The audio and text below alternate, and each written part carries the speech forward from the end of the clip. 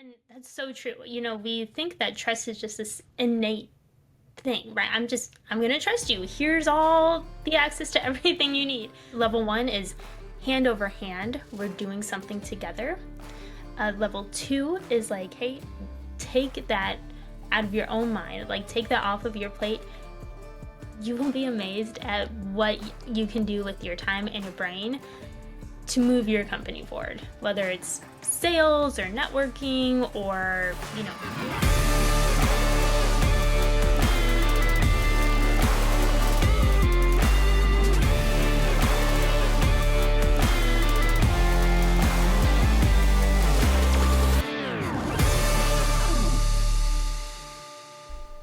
So, Holly, for those that don't know you or haven't been exposed to your profile, what do they need to know about you, where you are today, and how you got there?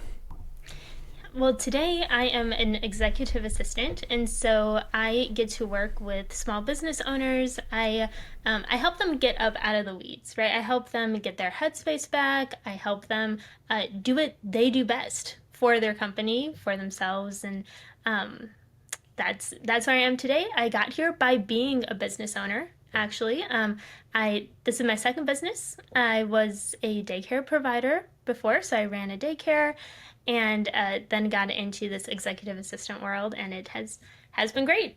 Long term, I want to become an integrator, which is like a COO for small business owners and companies. So I get to help them again lead their company and really raise up the next generation of leaders. Thanks, Holly. I want to unpack that a little bit more. When you talk about allowing leaders to come up out of the weeds and be more strategic, what are some of the things that you find in over your time, doing the executive side of it and supporting those? Where do most executives get caught in the weeds? The first thing that I notice is that executives think they need to put out every fire, that they're the only ones that have the answers, they're the only ones that are going to do it right, and that's what keeps them bogged down in the weeds. That's interesting. Now, I would assume there's a level of trust that has to be built. And so, as an executive assistant or anyone I'd say within the organization, what are some things that you've experienced or witnessed over the time to help bridge or build that level of trust with a leader, a coworker, a peer? And I'm just thinking, trust in the today's world is so important, but I think underdeveloped as a skill or not necessarily always taught as, hey, this is how you build trust with people. Yeah, and that's so true. We think that trust is just this innate thing, right? I'm going to trust you. Here's all the access to everything you need. But executives are a little more guarded than that these days. And so one thing that I have really found in my experience with executives and as I mentor EAs is there are different levels of trust and delegation. Specifically with the delegation, I've really seen, level one is hand over hand. We're doing something together. Level two is like, hey, you do this and I'm going to be here. If you have any questions, I'm here to answer it for you, whatever. We'll do it together, but you're the one that's going to do it. Level three is, hey, you do it. Let me know when it's done. But you kind of run it. And then level four is like, hey, you got it. I know you'll come to me if you need anything, but I can trust that you have the process, well underhand. I absolutely love those levels. And I'm thinking, I think one and two make perfect sense. Just getting used to this new system, new executive, a new leader. And I'm thinking is when you go from like level 3 to 4, where it's I need final approval to you have full autonomy, I trust you. Now, I'm wondering is like from 3 to 4, is there a sense of from the leadership of the executive position is I don't need to know unless it's a fire or goes wrong? Or is it, hey, I did this, just letting you know? So level three is kind of that hey, I did this, just letting you know, right? Like, hey, great. Level four, that's when you've really built up that trust and the authority. Like you've given the authority over to your director or your executive assistant or your manager, whomever it is that's not the executive. Um, then it can be reviewed quarterly or annually, kind of whatever cadence makes sense for the process or stuff that it is. But level four is like, hey, I'm done. I don't think about it. I don't worry about it. I know you've got it. Yeah, so it's kind of a, I don't want to say done for you, but it's business as usual. Mm-hmm. They just take care of it. Now, I think what's interesting, and I want to go a little bit deeper into these levels. And by the way, I'm fascinated by this already, and I could probably spend hours on it. And I don't know, this just, I would say, applicable not just from an EA to an executive or Mm-hmm. manager to a peer. I think these levels of trust kind of go from personal to business to kind of friendship relationships of Mm-hmm. what is that varying degree of trust. In business, if you had to guess or put a number on it as like a percentage, what Mm-hmm. percent fall in that tier one, tier two, tier three, tier four? I would assume you've seen a breakdown of where that trust is. Not everyone's at a level four, not everyone's at a level one. I'm curious, Mm-hmm. what have you seen thus far? What I've seen most of the time, right? Every situation has its own nuances, right? So I'm just going to put a blanket statement on here.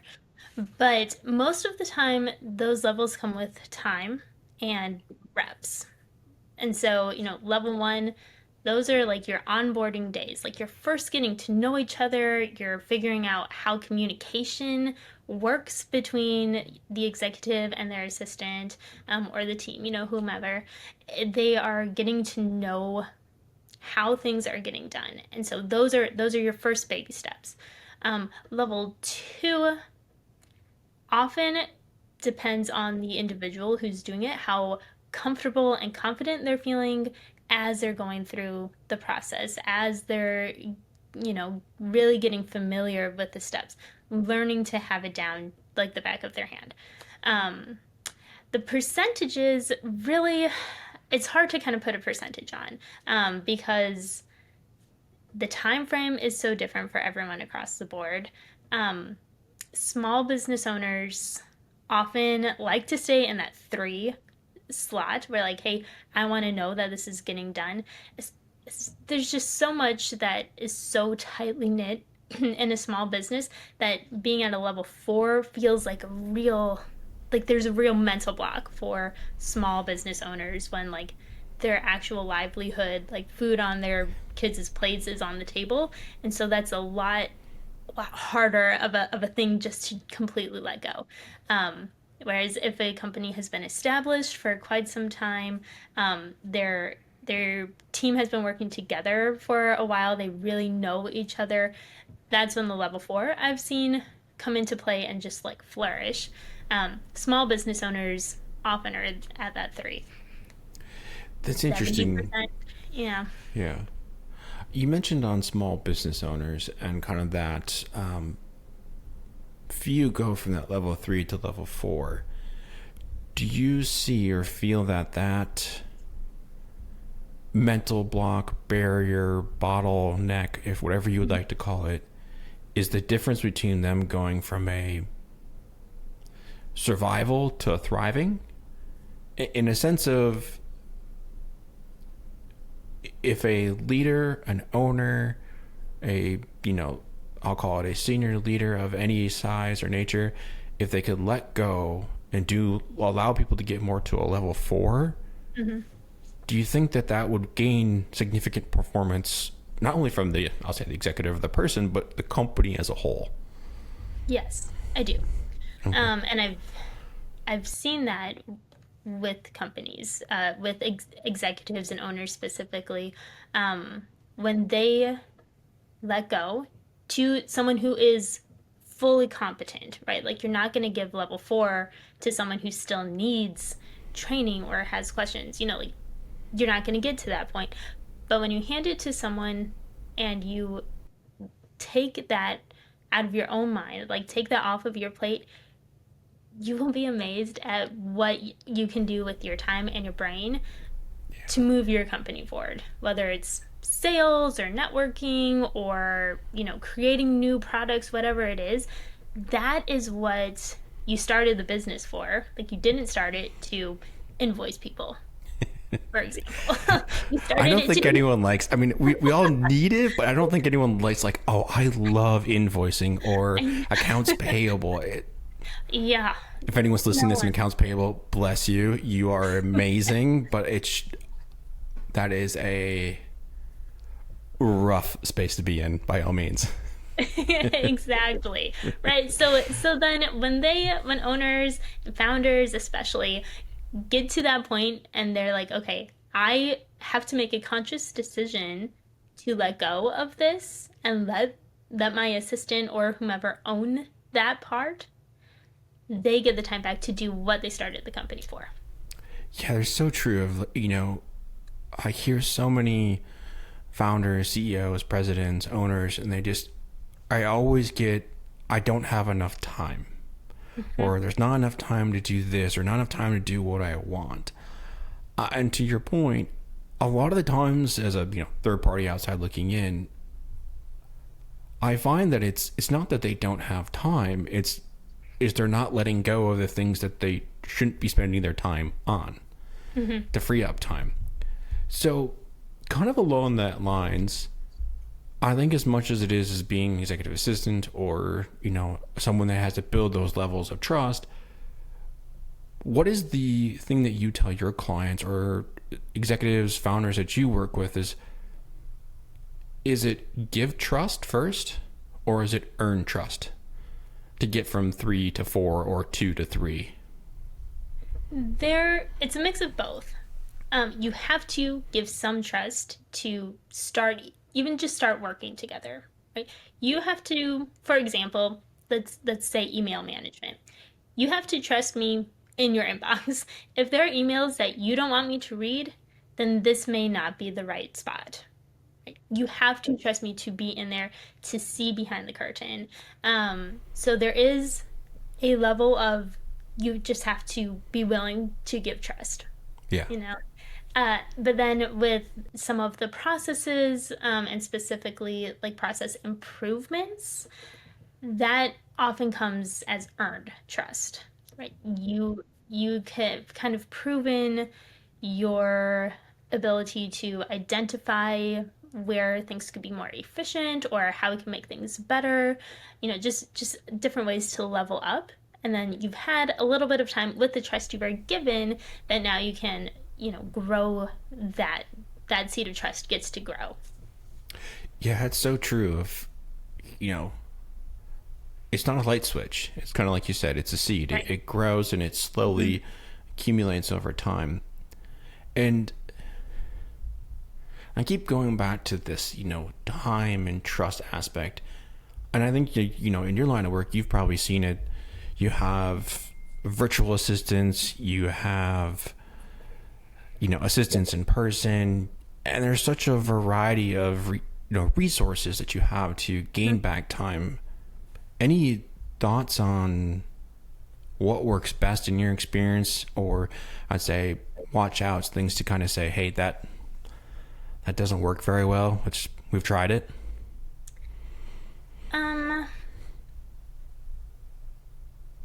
One thing that I have run into, right? And again, everyone has their own personalities and thought processes. So it's all really, really hard to generalize. So I can speak from my experience, but in my experience, something that has worked out great is walking through those levels with intention. Hey, you brought me on, you gave me some trust. Now I'm learning how to do the things with you. And then just being intentional about saying, okay, how do I get to a number 2 level with this? Like, we've done some hand over hand training. Can I give this a shot now? and take this on and you watch me and you can correct or whatever it may be so I can learn kind of on my own. And then again, asking, all right, I've been doing this, you've been here making sure I got it. How do I get to a level 3? Like, are you okay if I go and do this time and I let you know when it's done so you can review and give me the thumbs up? Like, so just being very intentional, both from the executive side and the assistant side. And this works both in person and when you're working remotely with someone. Yeah, have you? I think it's like the intentional piece for your clients and people that you work with. Do you typically write out a plan and say like, hey, these are the milestones, these are the specific things that we want to hit at certain timeframes, or is Mm-hmm. it kind of a? And again, every process, every person's different. But do you think writing out a plan is beneficial for those to kind of create that relationship and work through the levels? It is kind of having like a 30, 60, 90-day plan and goals. It's useful to have, right? It doesn't necessarily tie you to that like rigidly, but it is just a really great framework to start building on. Like, hey, in the first 30 days, I want to be scheduling all your appointments, right?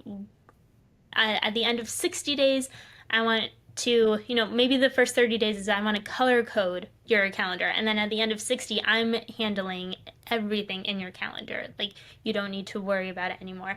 At the end of 90 days, like, hey, whatever it may be. Like, I'm bad at coming Yeah. up with things like Hey, that. you know what? My entire calendar looks like a rainbow. I have a color for every different type of personal work, different types of work meetings versus Yep. me time versus strategy time versus focus time.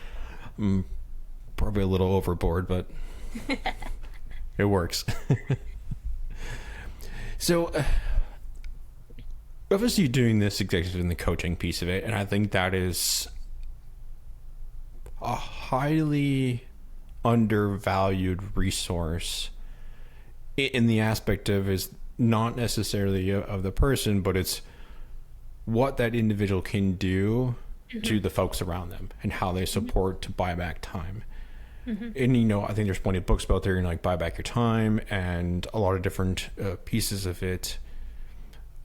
What is your take or kind of your viewpoint is how does an executive determine what is a good use of time versus, hey, I need to have a gut check of I need to start offloading these things off my plate? Do you have any frameworks or beliefs or I'll say ideas of what they should be getting rid of quickly? Or I'm going to roll back to that 30, 60, 90 days of like, if they were to do an audit of what they do on a daily basis, what should they be getting off their plate in the next 30 days? Yeah. And a time audit is a great first step, right? Like, write down what is it that you do every day? Like, you hired an assistant for a reason. So go back to that. Like, why did you want to hire an assistant? What was making you feel like, okay, now's the time. I've got too much and I need someone. So what was that? Like, you want to revisit that, that initial gut feeling, like, I need someone now. Do a time audit. You can do like that matrix where it's like, this is something only I can do. This is, a nice to have. This is a need to have, but doesn't need to be me. And down here is like, I don't even know why I decided to do this. Let's just get rid of it. I feel like I have a lot of those. And I'm like, why did I sign up for this? Why did I do this again? I don't know why. I'm trying to remember. So you mentioned there is like, the person has made the decision to hire an assistant. Hmm. If they haven't reached that point and now they're kind of doing this audit and looking at there is any triggers or any, I'll say, milestones, things to look for that is telling a founder, telling a business owner, a leader, hey, it is time to get Yeah. help. Yeah.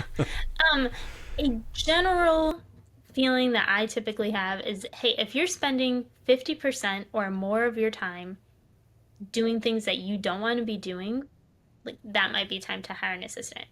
Um, 50% is a large amount of time, but especially when you are a solopreneur and you're deciding, hey, it's time to bring on an assistant, 50% is a fairly good gauge. You could get by doing more, um, but that would be a good time to start like thinking about like, okay, how much return on this investment am I going to have if I bring someone in who can do these better than I can? So I can go Yeah. do what I can do best. Yeah. Um, it's a little bit different for companies, right? Like you have when you have an entire team already, and now you're like, okay, when is that a good time? That has a different measure, I would say. Um, but I would say how many of the fires are you putting out? Because with bigger teams come more fires, and so if you are getting in there and you're resolving the little petty arguments that they're having, or you're listening to the gossip from this person and that person, and like how much of that are you doing, right? How much time is being spent kind of handling those? Then you might say, okay, I need to get out of this, and I need someone who's going to give me my time back, and they can put out the fires, right? And again, that's where a lot of trust is going to come in. Like you need to hire someone who can really handle the team, someone who can handle like the requests coming at you. Like how many questions are you answering? Like how do I reset my password? That's not something a founder needs to be answering. Yeah. How do I how do I change my bank account for payroll? Like that is not something that needs to take an owner's time. And so like gauge how much of your time are you spending putting out every fire and like kind of answering these small questions that it's not growing your business. And so have someone there who can take care of your people and take care of your team and your clients and your company, but that allows you to go and do owner and founder things that you wanted to do. Yeah, it's so true. And I was thinking, like the password reset, as you mentioned. I was like, oh, yeah, that would be probably because I know a lot of founders and owners that are like, they're HR, they're IT, they're everything, and it's Wear like, every hat. yeah, Now again, as a business owner myself and kind of building up the home of manufacturing, you know, there's kind of that, I'm gonna call it grittiness of the grind Mm-hmm. of it's yourself and it's you and maybe some other people helping out here and there. It just feels like there's a lot of, I'll say, solopreneurs, entrepreneurs, founders that are just afraid of taking that leap of Mm-hmm. kind of getting help. What is the piece of advice that you'd give to a founder in saying like, I don't want to say the grass is greener on the other side, but Sure. it almost is. And how would you help them understand or get over the fear of, well, what if they don't work out, or what if they're not doing it to the level I want? And Mm-hmm. I think a lot of people just, they get caught up on themselves. Mm-hmm. And there are a lot of fears that go into bringing someone onto your team. And this goes for a company of any size, but it's so much more personal, especially when you're a solopreneur, when it's your company, right? There's a lot of fear, and I get that totally. Um, but one thing that you said there at the end was like, hey, what if they don't do it the same way I do it? Right? Right isn't the same as my way. Okay, so if you're a business owner and you're like, they need to get this done and this is the way I do it, so they have to follow every single step. That may be holding you back, right? Because an assistant or a team member or whomever, they may do something in a completely different way to get to the same endpoint. And you might find, and a lot of creative visionary types, you might find that, if here's your starting point, you might go like this, like, oh, made it. An assistant Yes. might go like this. Here I am.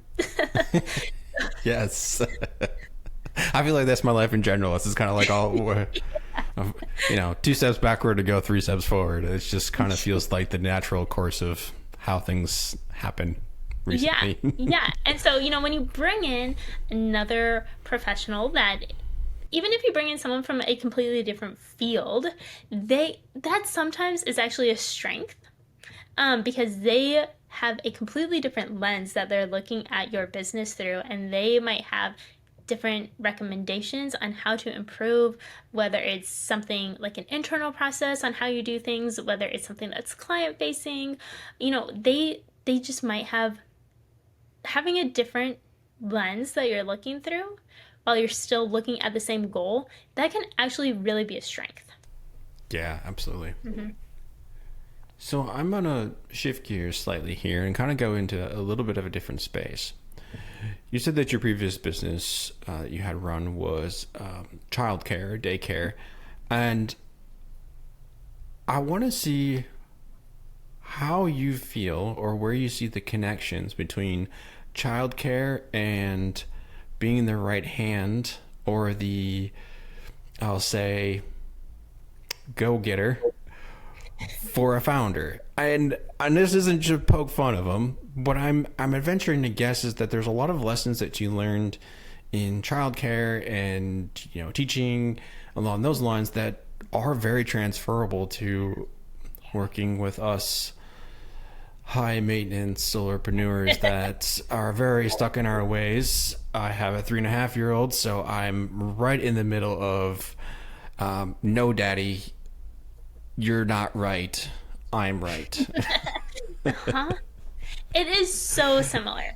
Like I am almost amazed at how similar being an assistant and an EA, and like you said, the right hand, is so similar to parenting, is so similar to being a teacher and providing that care. And the supervision that I gave as a childcare provider and as a preschool teacher, I have been able to take those, right? I had to learn how to negotiate. I had to learn how to set boundaries.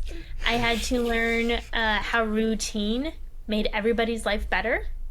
I had to learn how to make sure I was in line with regulations and, things that were out of my control. I had to learn how to deal with temper tantrums, which is you get in with both kids and grown-ups. I had to learn how to, like, obviously the finances side of it, how to invoice, what to do when people don't pay, all those things.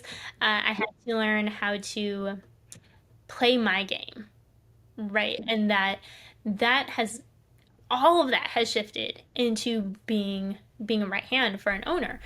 I negotiate with clients. I negotiate our contracts. If I want to do something my way, I have to learn kind of how to speak their language, right? I can't talk to my 4-year-old the same way that I talk to my husband.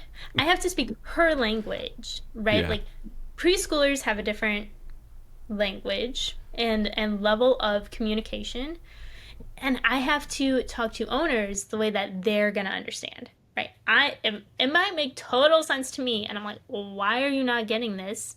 But I have to learn how to speak their language, right? So like all of these things, um, it's almost all transferred from being a teacher into being an EA. Yeah, totally. And I was just thinking while you were saying that was I could be easily convinced with a peanut butter and jelly sandwich. So I'm very easy when it comes to that standpoint. I'll do just about anything for one of those, especially those like Uncrustables. Yeah, I would crush one of those. So I kind of want to start closing up and kind of bring in this full loop. We talked a lot about kind of your past and the child care, what it means to be an enabler for founders and leaders to really help them reach their highest potential. Mm-hmm. And I want to talk about just one recent thing that kind of happened in your life. You moved from Wisconsin to Minnesota. Sure. And so I'm curious because like in business and in moving states, there's always a shift in culture, a shift in the way things are doing. So curious, what have you noticed thus far as your shift from moving from Wisconsin across the border and into Minnesota? In life in general? In general, let's see what you have. I want to hear it. As a former Wisconsinite myself, so Okay. I Okay. have some things that I've noticed, but I'm curious. What have you noticed? Well, one thing I've noticed is there are a lot fewer bars. A lot less alcohol. But one thing that my husband and I actually talk about kind of often is that Wisconsin had kind of more of that really solid identity. Like we are the Packers and we are alcohol and we love dairy. Okay, like that is Wisconsin. Now, I'm not sure if it's just because we haven't been in Minnesota very long, but I don't get that same kind of sense of identity and like really baked in culture here in Minnesota. It feels a little more just kind of like commercial and surfacey than, Wisconsin was a little more like hometown, here's who we are. So that's Yeah. that's one thing I've noticed, which Okay. Well, I mean, that's because it's Minnesota sports, God bless them, just leave us all disappointed. Still a huge Packer fan, so I will stick with that with me forever until the end of time. But I know that sports always seems to be a sensitive subject on this side of the border. well, I'm a Bears fan, like always have been. I know, and I live near Green Bay No. too. So We it's should like probably end this we're podcast enemy right territory. now. I know. Like Oh, that's so good. So good. Well, I kind of want to just, finish up here. We have a tradition that we do here on Manufacturing Nation podcast.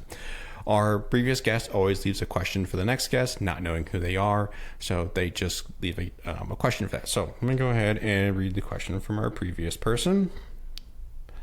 Previous question was, if you were to go back to middle school and do it over again, what class would you take that you think would be beneficial for your career today? Oh, I like that. What class would I take in middle school? Gosh, I was homeschooled, so Okay. I didn't like go to different classes, so Okay. everything kind of blends together in my So mind. different teacher. That's kidding. Um, All right. I Or would you mean probably subject? What take subject would something you focus in, on?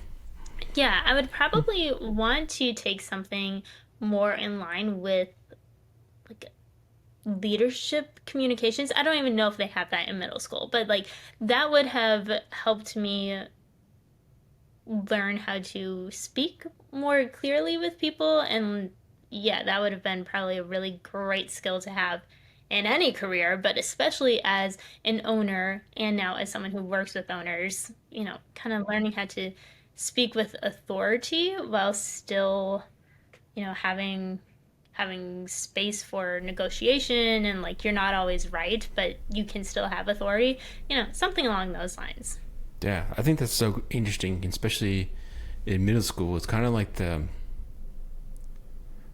would say I still felt like that in high school, but like it's kind of Yeah. where you're just walking into your identity. You don't really quite know what you want to do, but you're starting to realize that riding your bike and playing basketball is probably not going to be your future forever. So I know that Yeah. was me back then. Well, Holly, it's been an absolute pleasure having you on, and I think there's so many great insights that you can share about what does it mean to be not only an executive assistant or an EA, but how can founders engage their teams to build trust through those levels and really rise to the challenge or level up. So, if folks want to know more about you and learn kind of where should they go, how can they find you, and tell us kind of what you got. Yeah. Well, my website is yourexecutivesrighthand.com. I am on LinkedIn a lot, so you can always find me there. Those are my two main channels where people can find me. Awesome. Well, I'll make sure to put those in, the comments below and in all the descriptions. So, feel free to go in, check out Holly. Been absolutely an amazing time listening to you talk through those levels. I know for myself, I've walked away with some great bits of information. So, thank you very much. And again, it's been an absolute pleasure having you on with us today. Yeah, thank you so much, Chris. Thanks for having me. Loved being here. Thank you for tuning in to Manufacturing Nation podcast. My name is Chris Stevens, the manufacturing coach. And always remember, own your chaos, level up, peace out.